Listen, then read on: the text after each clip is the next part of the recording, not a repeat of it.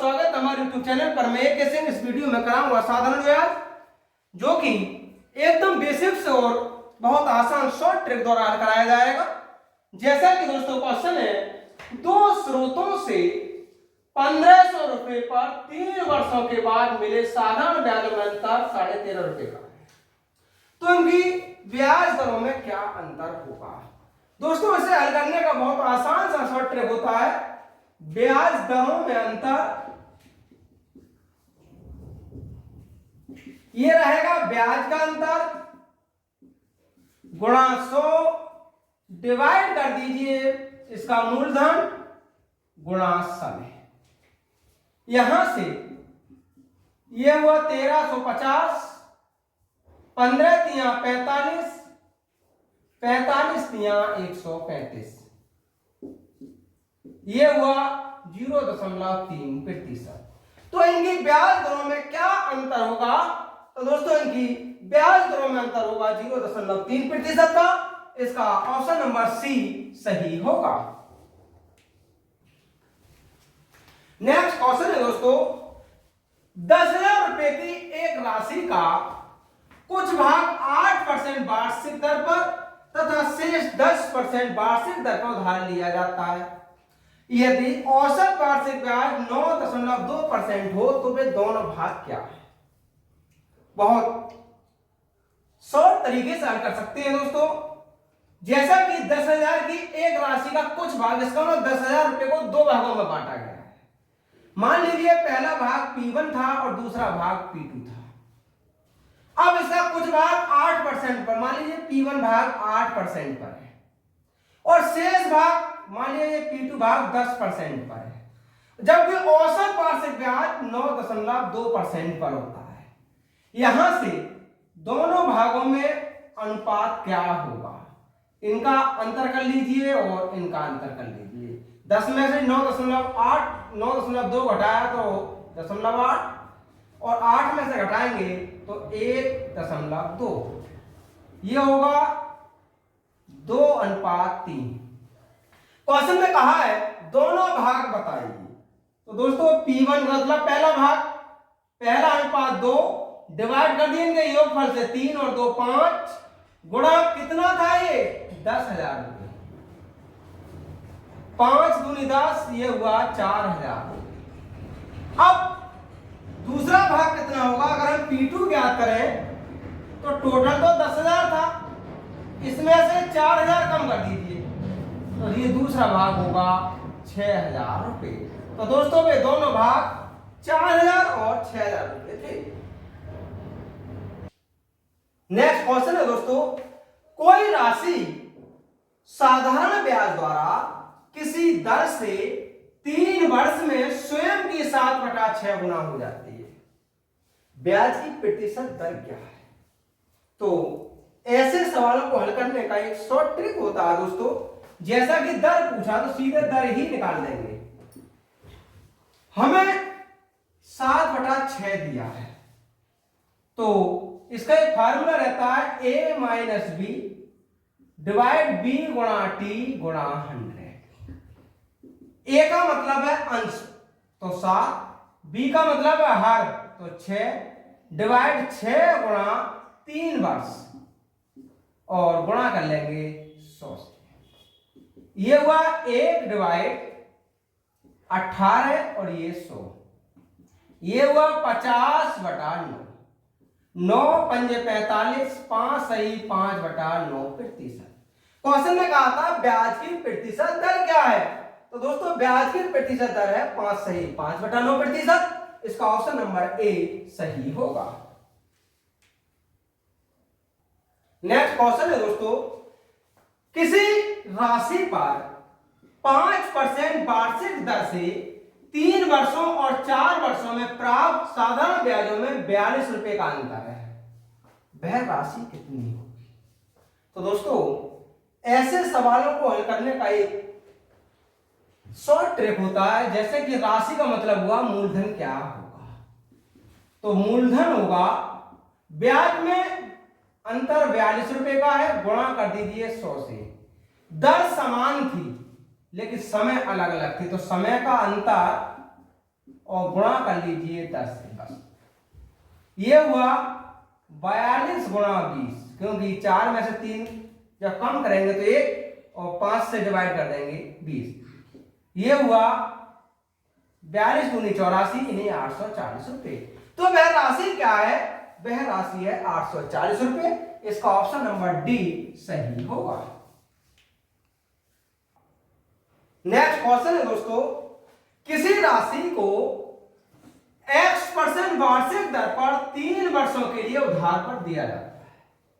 यदि उसी राशि को उतने ही समय के लिए x + 3% दर पर उधार दिया जाए तब 216 रुपए अधिक ब्याज प्राप्त होंगे। वह राशि क्या है? तो दोस्तों ऐसे सवालों को भी हल करने का एक शॉर्ट ट्रिक होता है। जैसा कि उसने धनराशि पूछी है यानी मूलधन पूछा है उसका, तो मूलधन बराबर रहेगा ब्याज 216 रुपए अधिक है। इसका मतलब दोनों ही राशियों के ब्याजों में अंतर 216 रुपए का है। डिवाइड इनके दरों का अंतर x + 3 - x और समय रहेगा 3 वर्ष। यह हुआ 216 गुणा 100, 3 × 9, 9 दूनी 18 और 9 चौक 36, 2400 रुपए। वह राशि दोस्तों 2400 रुपए है। इसका ऑप्शन नंबर ए सही होगा।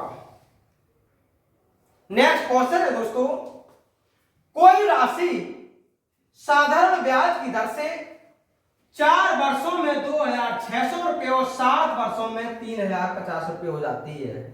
वार्षिक दर क्या है?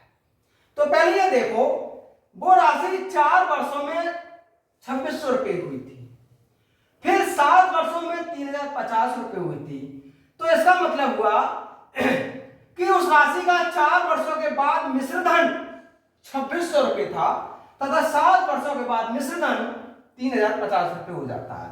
तो 4 वर्ष से 7 वर्ष के बीच में 3 वर्ष हुए, उन 3 वर्ष का ब्याज कितना बढ़ेगा? तब दोस्तों 7 - 4, 3 वर्ष का ब्याज। इस 3050 में से 2600 कम कर दो बस। कितना बचेगा? ये बचा 450 रुपए। अब 3 वर्ष का ब्याज 450 रुपए था।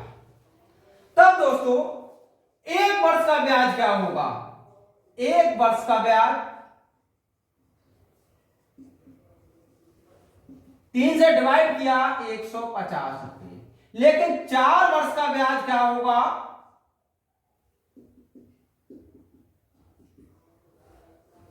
ये होगा 150 गुणा 4 अर्थात 600 रुपए। अब 4 वर्ष में 2600 रुपए कोई धनराशि होती है, जबकि 4 वर्ष में ब्याज 600 रुपए होता है। तब इसका मूलधन कितना हो जाएगा? मूलधन बराबर होता है मिश्रधन माइनस ब्याज। मिश्रधन है 2600 रुपए और ब्याज है इसका 600 रुपए। इसका मतलब हुआ कि मूलधन 2000 रुपए उसका था। अब क्वेश्चन ने कहा ब्याज की दर क्या थी? तो दोस्तों ब्याज की दर बराबर होती है ब्याज गुणा 100 डिवाइड इसका मूलधन गुणा समय, और समय है 4 वर्ष। तब यह हुआ 60 डिवाइड 4 दूनी 8, 7.5%। क्वेश्चन ने कहा था वार्षिक दर क्या है? तो इसकी वार्षिक दर है 7.5%। इसका ऑप्शन नंबर सी सही होगा। नेक्स्ट क्वेश्चन है दोस्तों, रचना 4200 रुपए आरती को 9% वार्षिक साधारण ब्याज की दर पर उधार देती है और आरती उसी राशि को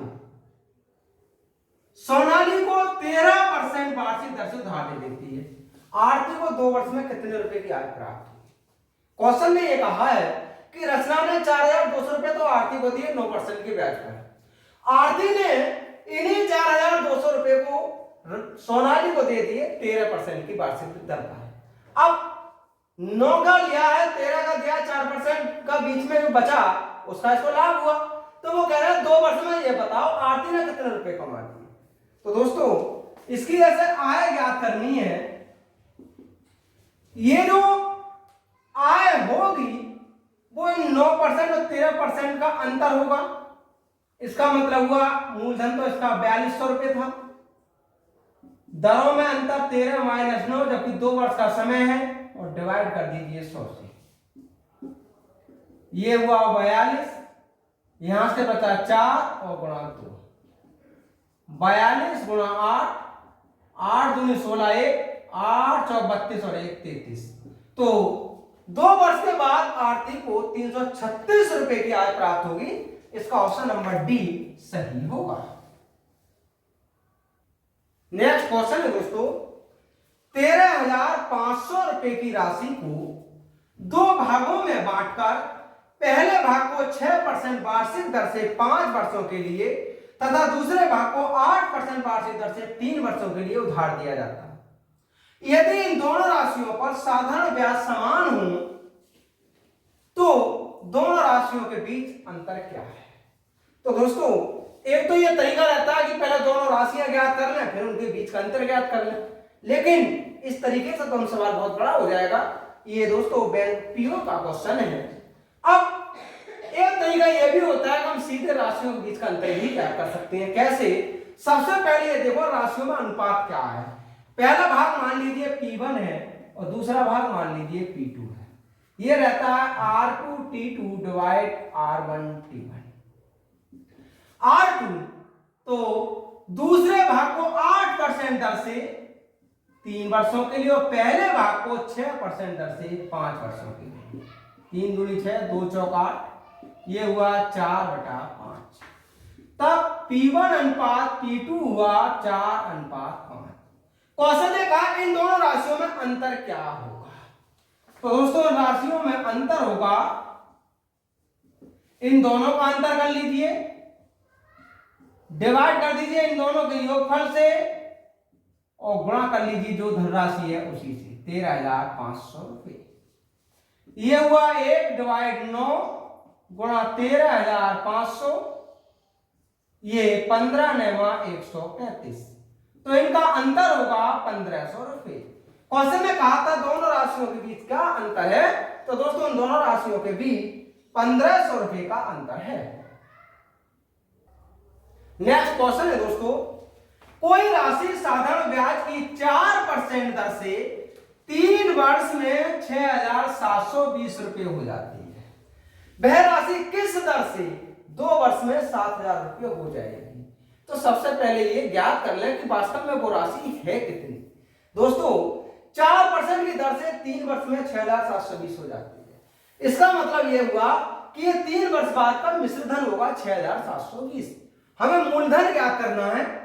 अब मूलधन बराबर रहेगा, ये मिश्रधन है तो 6,720 गुणा कर लीजिए 100 से, डिवाइड 100 प्लस दर है 4% और समय लगा है 3 वर्ष। ये हुआ 6,720 गुणा 100, 4 3 12 और 100 112। ये 6 दूनी 12, 1 6 1 7 और 6, इसका मतलब 6 बार डिवाइड होगा और ये हुआ 6,000, क्योंकि ये 6 बार डिवाइड हुआ। हमें ज्ञात हुआ कि मूलधन उसका 6,000 रुपए था। अब क्वेश्चन कह रहा है किस दर से 2 वर्ष में 7,000 हो जाएगा। तो 6,000 रुपए का मिश्रधन 7,000 रुपए हो जाएगा, जिसका मतलब उसमें ब्याज कितना हो जाएगा। पहले इसका ब्याज ज्ञात कर लीजिएगा, 7,000 माइनस 6,000 और ये होगा 1,000 रुपए। इसका मतलब हुआ कि 2 वर्ष के बाद 1,000 रुपए ब्याज हो जाना चाहिए। वह दर क्या होगी, तो ब्याज की दर बराबर रहता है ब्याज गुणा 100 डिवाइड मूलधन गुणा समय, समय दिया है 2 वर्ष। ये हुआ 50 25/3, 3 8 24, 1 8 से 1/3। क्वेश्चन ने कहा था किस दर से, तो दोस्तों 8 से 1/3% की दर से वह राशि 2 वर्ष में 7,000 रुपए हो जाएगी। इसका ऑप्शन नंबर बी सही होगा। नेक्स्ट क्वेश्चन है दोस्तों, किसी राशि पर साधारण ब्याज किसी निश्चित दर से 3 वर्ष के बाद उस राशि का 40% है। यदि ब्याज 2 वर्ष के अंत में 1,800 रुपए हो तो वार्षिक ब्याज की दर क्या है? तो दोस्तों इसे हम बहुत आसान से शॉर्ट ट्रिक द्वारा कर सकते हैं। उसने कहा किसी राशि पर, तो यदि राशि 100 रुपए है, क्वेश्चन ने कहा 3 वर्ष बाद उस राशि का 40% ब्याज होगा, तो दोस्तों 3 वर्ष के बाद ब्याज कितना हो जाएगा? 40 रुपए। दर क्या होगी? दर बराबर होता है ब्याज गुणा 100 डिवाइड मूलधन गुणा इसकी समय। अब ये हुआ 40/3, इसका मतलब हुआ 13 सही 1/3%। क्वेश्चन ने कहा था वार्षिक ब्याज दर क्या होगी, तो दोस्तों इसकी वार्षिक ब्याज दर होगी 13 सही 1/3%। इसका ऑप्शन नंबर बी सही होगा। नेक्स्ट क्वेश्चन है दोस्तों, एक आदमी 5% वार्षिक साधारण ब्याज दर से किसी राशि को उधार देता है। 6 वर्षों के बाद ब्याज की कुल राशि उधार दी गई राशि से 140 रुपए कम थी। वह राशि क्या थी? तो यदि धन राशि P है तब ब्याज कितना होगा? ब्याज होगा एक P माइनस 140, क्योंकि 140 रुपए कम थी। अब क्वेश्चन ने कहा वह राशि क्या थी, तो दोस्तों मूलधन बराबर होता है ब्याज गुणा 100 डिवाइड कर लीजिए दर 5% है और समय 6 वर्ष। ये हुआ 6 पंजे 30, P माइनस 140 गुणा 100, 3P, ये हुआ 10P माइनस 1,400। इसे धन लाया तो 7P, ये होगा 1,400, तब P बराबर होगा 200। तो वह राशि क्या थी? तो दोस्तों वह राशि थी 200 रुपए। इसका ऑप्शन नंबर ए करेक्ट होगा। नेक्स्ट क्वेश्चन है दोस्तों, 2375 रुपए साधारण ब्याज दर से 4 वर्ष में 3325 हो जाता है। कितने वर्षों में 42,500 रुपए इसी दर से, कौन सी दर से? जो यहां दर आ रही होगी, 53,125 रुपए हो जाएगा। बहुत आसान सी बात है दोस्तों। पहले देखो 2375 रुपए साधारण ये मूलधन हुआ और 4 वर्ष में मिश्रधन ये हो जाता है, तब दोस्तों इसका ब्याज कितना हो जाएगा? पहली स्थिति की बात हो रही है, ब्याज होगा मिश्रधन माइनस मूलधन 3325 माइनस 2375 और ये ब्याज हुआ 950 रुपए। अब दर बराबर होती है ब्याज गुणा 100 डिवाइड मूलधन गुणा समय, और समय है इसका 4 वर्ष। यहां से ये होगा 950 गुणा 100, 4 पंजे 20 2, 4 सत्ते 28 30 3, 4 के 12 15 1 और 4 दूनी 8 में 9। ये हुआ दोस्तों 10%। तो इसकी दर 10% थी। अब क्वेश्चन ने कहा ये बताओ कितने वर्षों में 42,500 रुपए इसी दर से, यानी इस 10% की दर से 53,125 हो जाएगा। तो इसकी सेकंड स्थिति में ब्याज कितना होगा?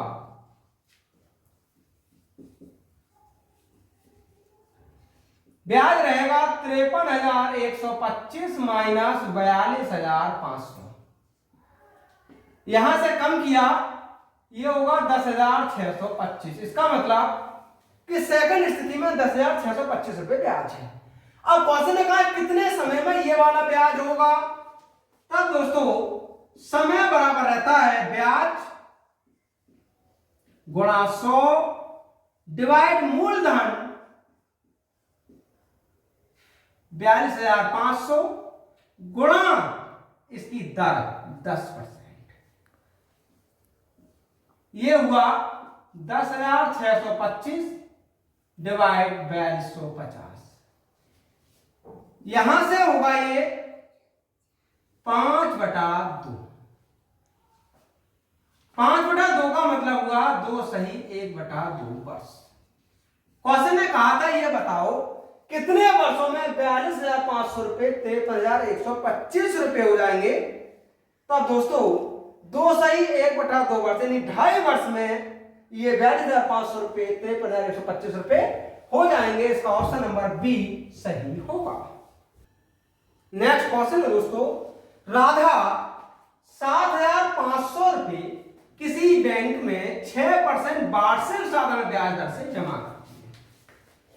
वह कितनी अधिक राशि 10% वार्षिक दर से निवेश करे कि उसे कुल निवेश पर 8 सही 1/2% दर से 1 वर्ष में उतना ही साधारण ब्याज प्राप्त हो जाए। क्वेश्चन ये कहना चाह रहा है कि उसने क्या किया, 7,500 रुपए को 6% की दर से ब्याज पर जमा कर दिया। अब वो कहना ये बताओ हम कितनी राशि अधिक निवेश करते कि 10% वार्षिक दर से निवेश कर देते जिससे कि कुल निवेश पर, कुल का मतलब हुआ जो अधिक राशि हम जमा करें वो और ये 7.5 दोनों के कुल निवेश पर 8.5% की दर से 1 वर्ष का साधारण ब्याज उतना ही प्राप्त होता है। तो दोस्तों हमें राशियां मान लीजिएगा कि पहली राशि P1 और दूसरी राशि P2। अब पहली राशि जो दी है 6% की दर से, जबकि अधिक राशि 10% से और कहना चाह रहा है कि उस निवेश पर 8.5% का ब्याज प्राप्त हो जाता है।